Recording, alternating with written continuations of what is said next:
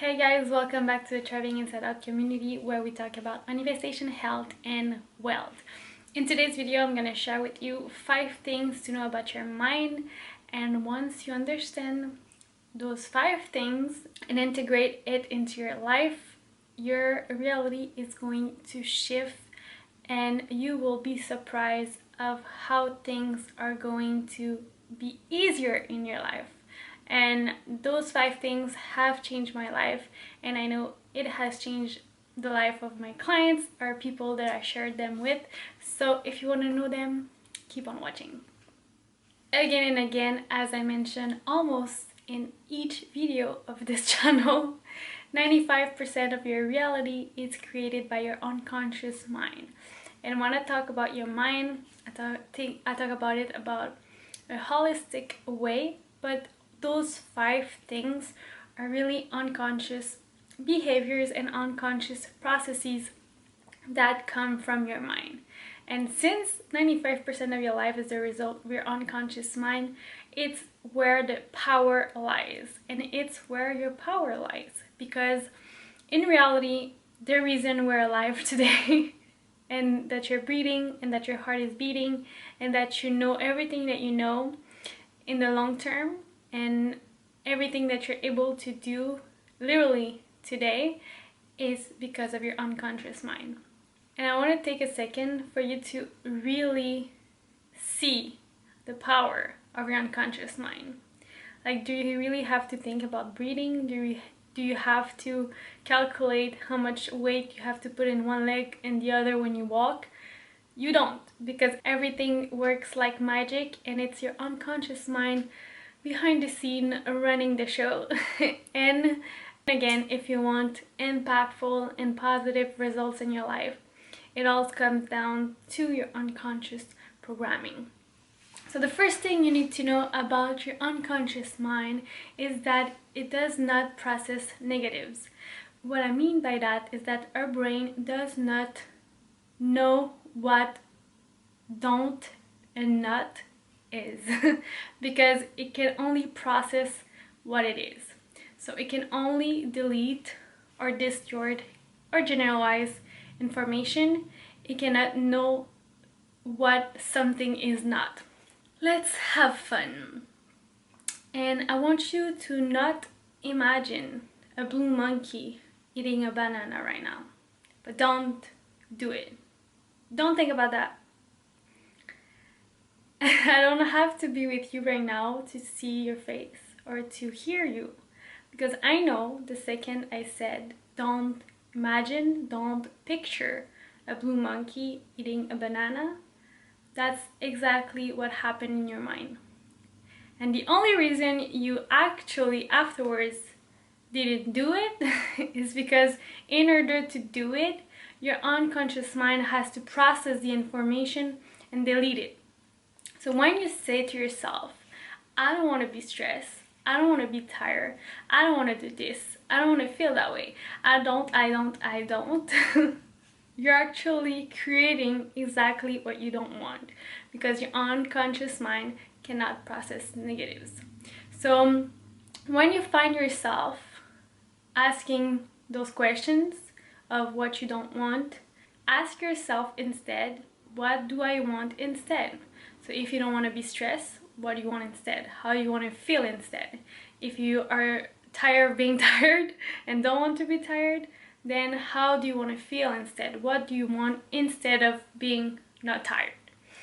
And once you understand that and stop yourself from going in the direction of the negatives and bring back yourself to the positive, then things are going to shift. Because where you put your attention is where you put your energy, and where you put your energy is what you create in your life. So by focusing on the things that you want instead of the things that you do not want, then you can start seeing them more easily in your life. Following this point, your unconscious mind does not know the difference between what's real and what's imagined. In the same way, what we imagine in our head is what happens in reality, because your unconscious mind does not know the difference. And let's back up a little bit so you can really understand what it means, because for a long time I heard that and I was like, oh yeah, it's cute. It's a nice thing to know. But in order to really integrate it, you have to understand that information, how we think, it's just information. And what we see in the world is just information. And for us humans, we pick up that information through our senses. So as we see, we hear, we feel, we taste, we smell. All of those things are the channels for us to get the information in the world and process it. And since it's the way we process the information coming from outside of us, it's also the same way we process it inside of our minds. So when we think, we imagine things, we feel things, we hear things, we smell things, and you taste things. And just to test that right now, just imagine yourself where you were in your last vacation. And just for a second, go there right now in your mind and just notice what's around you, notice what you hear, notice how you feel. Maybe notice the weather, the sun on your skin. And again, I don't have to be with you right now to know that you can fully experience that experience, even though it's not right now, right here. You're not on the beach, you're not at your cottage, you're in front of your computer, or maybe you are in front of a beach. If you are, you're lucky, but you get my point. The same way we pick up information from the world is how we process it in our minds.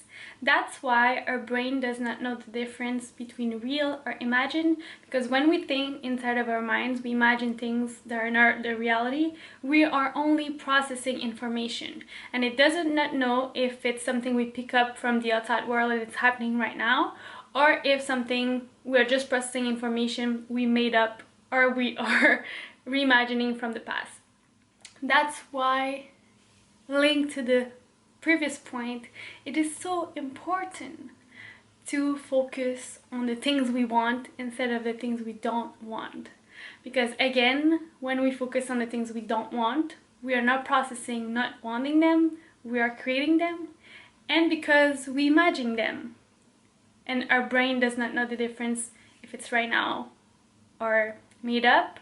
We are training our brain to look for those kind of information and recreate it, because where we put our attention is where we put our energy, and what's happening inside our mind is what we are creating in our reality. So 2 things really important, but the nice thing about that is that since our brain does not know the difference between what's real and imagined, then instead of focusing on those things that are worrying us or stressing us or creating tension inside of us, we can imagine all the things that we want. And that's why visualization is so powerful, is because we are training our mind to be in the state, to be in the situations that we want, and that's going to help us elevate and evolve. And because we are training our mind to visualize it, we are literally putting our body as if the experience it's real. So our brain is going to be trained to look for the opportunities, the situations that are going to make that happen. So maybe it's time you start focusing on the things you want and practice them inside your mind. Following along, the 3rd thing about your mind that's going to change your life is to understand that your unconscious mind is subjective. What subjective means, it means it is affected by your own feelings and your own opinions. So it's really a way that it's really centered on yourself and is affected the decisions, everything that you do, how you see the world, because of your own perspective. And because of that, and understanding that your brain is subjective, it's going to help you detach from the subjectivity that you feel inside of you, to be able to detach yourself from the situations, the emotions, and all of that, in order to see things objectively. because the only meaning that exists in the world is the one we give it. And when we keep seeing life as an experience that is subjective, meaning attached to our own opinions, attached to our own feelings, that then the reality is distorted and we feel separate from it.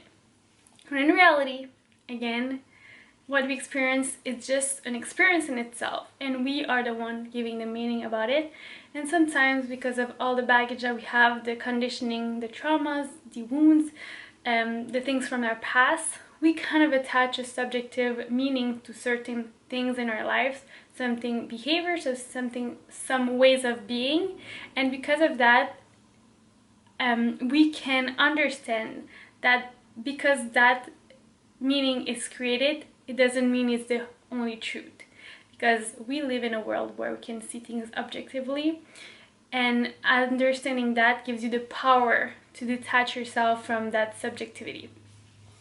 And let me explain how that works inside of your brain. So you have your unconscious mind, which is if we imagine the mind as an iceberg, you have the unconscious, which is all beneath water, the things we don't see, we're not conscious about. And you have the top of the iceberg, which is the 5%, the little 5% that it's on top of the water, and it's the things that we see, that we think consciously. And the water in itself is a little filter that separates the two. And as the water, things go down the water, then or go up, we can become conscious of things that are unconscious, and we can bring conscious thoughts into the unconscious, and that's how we actually learn. We practice consciously, like riding the bike. We think, okay, I'll put the weight like that, I'm gonna move my arms like that. We have to do it a lot of time consciously, pay attention to everything, and then once we practice and practice, then it drops to the unconscious and we don't have to think about those things anymore.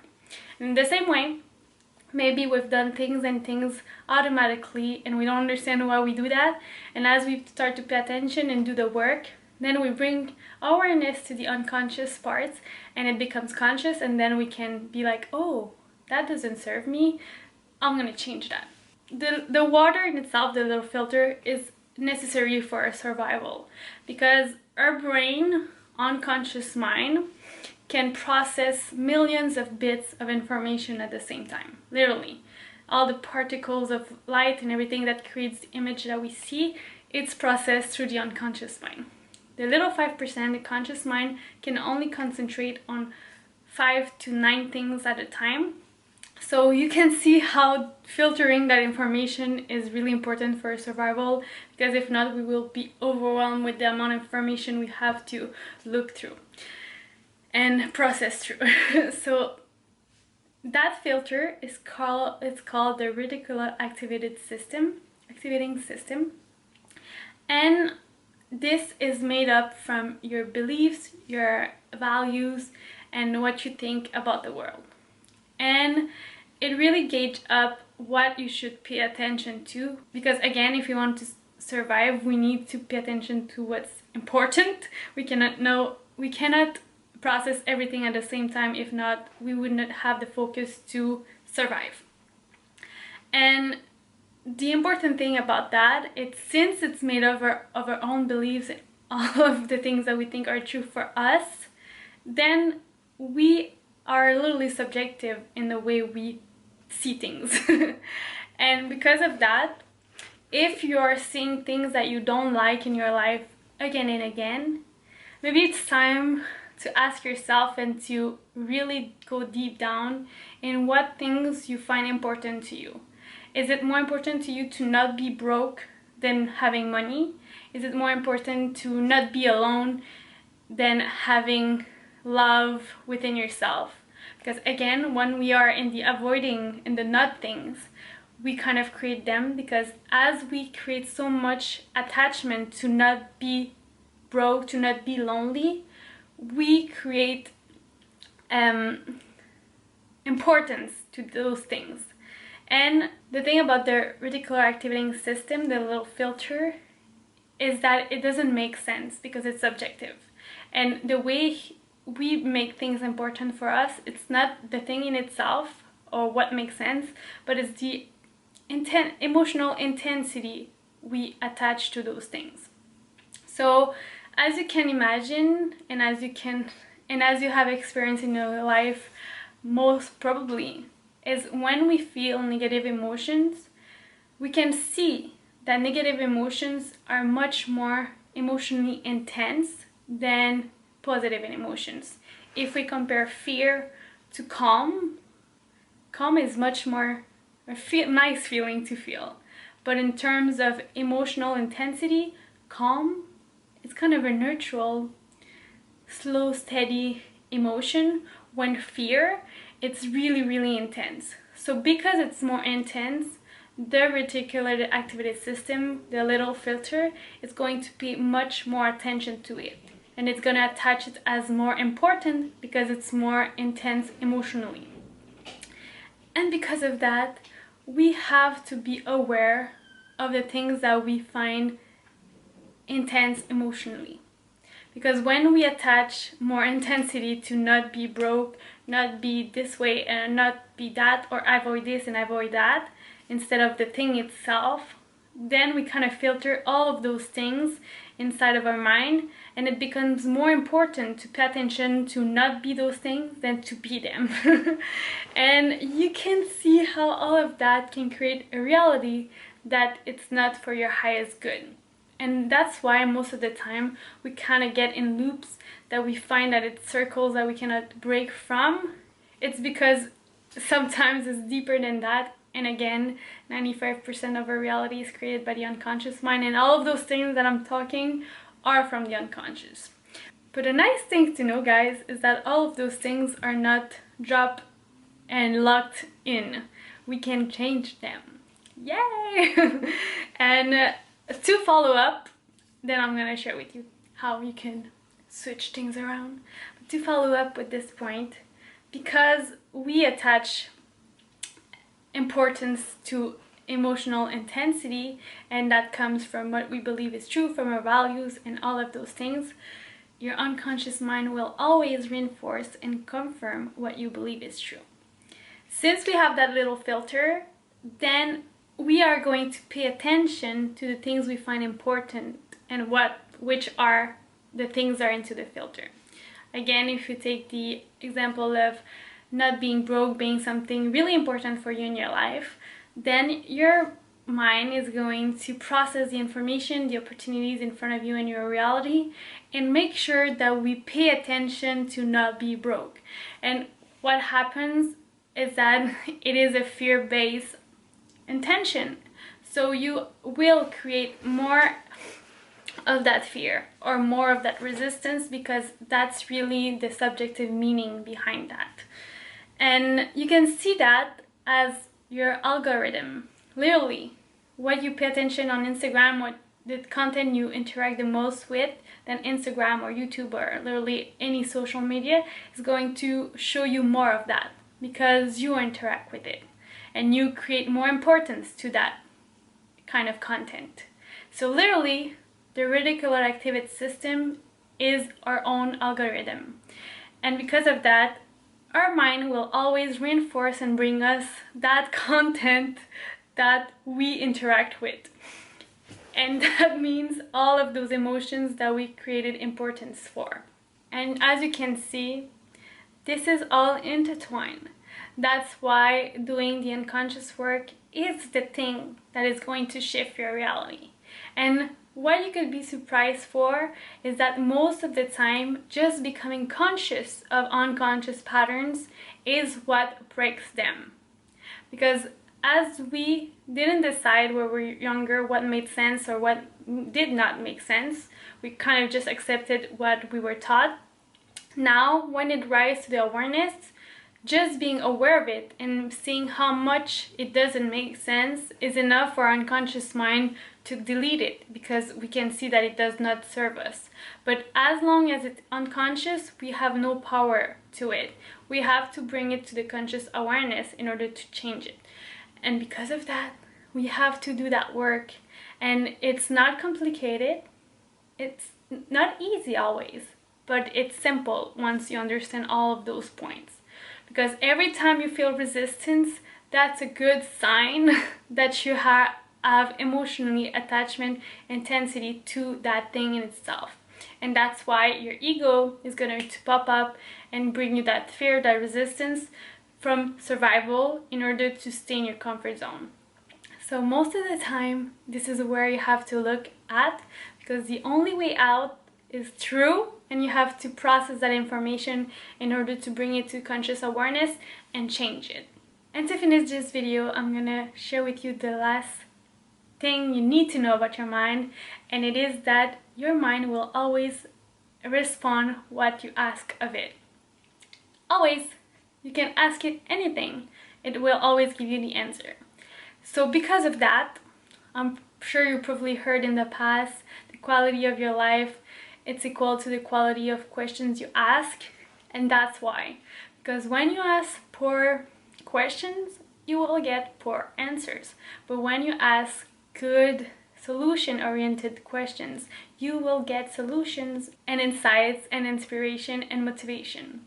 So one thing that I can share with you that is going to change your life is to remove or limit the question why.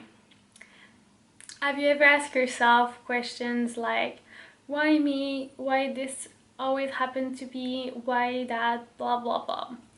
Well, and I'm pretty sure when you think those things right now, it doesn't make you feel good. And the reason why, it's because it says it with the reason why. And oh, I just understand why we say that. The reason why is because when we ask questions with why, we get reasons. So when we direct a question, why does this happen to me? Why always? Why me? Why blah blah blah, then we get all the reasons of that thing, because your mind always responds with what we ask of it. So if you're like, why me? Because you did that, you did not do that because of this and that, blah blah blah, and then we get in that vicious circle of focusing on things we don't want and things that do not work.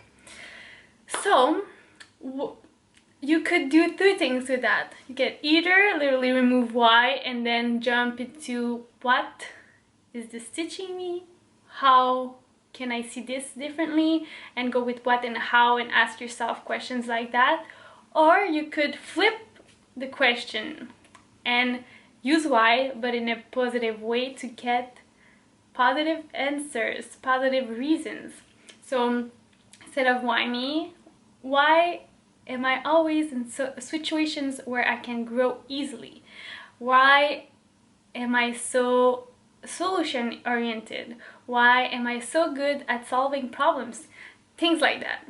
And you can see how the momentum and the supposition of that question makes you feel just by asking those kind of questions. So I invite you to switch things around and to be aware of the subjectivity and detach yourself from it, because the only meaning that exists is the one we give it, and the things we give it is what we choose to believe in, which gives us the ability to change anything.